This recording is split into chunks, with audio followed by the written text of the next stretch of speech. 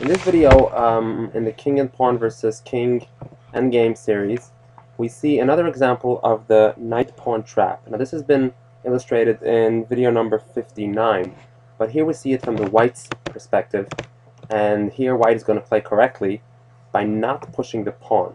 Now normally, once White controls the 7th rank, and is actually 2 ranks ahead of the pawn, as we have discussed in the previous video, this is considered a critical square that White needs to occupy, one of the critical squares that White needs to occupy before it can push the pawn and guarantee a win.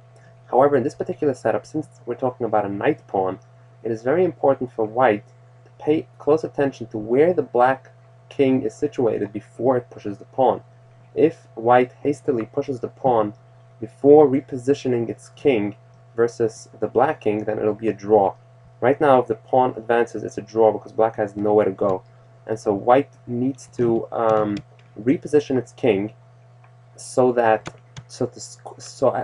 to squeeze the black king out of the corner. See, this corner is an extremely good spot for the black king because it maximizes its chances for a draw when the pawn is pushed to the 6th rank.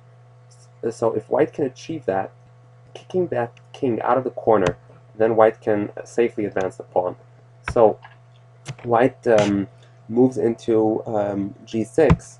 The king has to move to g8. Now White moves to h6, and there's actually 2 options here.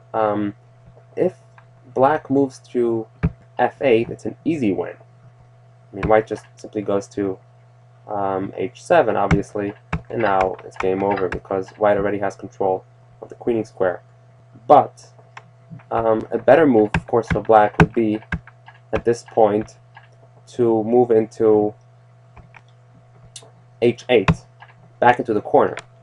However, now that the white king is located at h6 as opposed to on f7, now White can safely advance the pawn because now black has an outlet, so it wouldn't be a stalemate.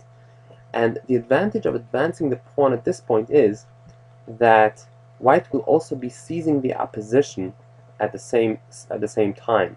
See, right now black has the opposition because it's White's turn to act, and the kings are directly opposed against each other.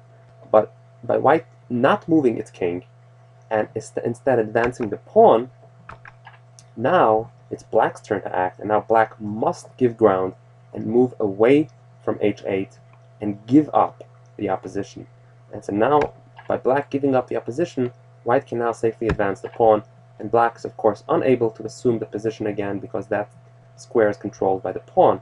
And so the black king is squeezed out of the winning square, and now White advances its pawn and queens safely. So, so this is the method of queening a knight pawn and of kicking the king out of the corner before advancing the pawn from the 5th rank.